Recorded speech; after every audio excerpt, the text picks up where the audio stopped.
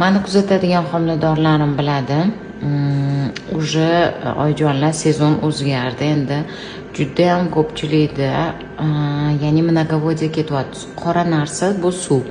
Suv ko'pligi. Peshonalari, yuzlarini ko'rishga, tasavvur qilishga harakat qilinglar, mana turibdi. Suv ko'pligi haqida ozgina ma'lumot beraman. Unchalik xavfli holat emas.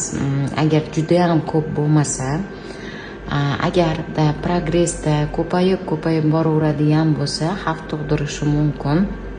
Shuni nazorat qilib, analizlarga ko'ra ginekologlar lecheniya qilib beradilar, oyijonlar.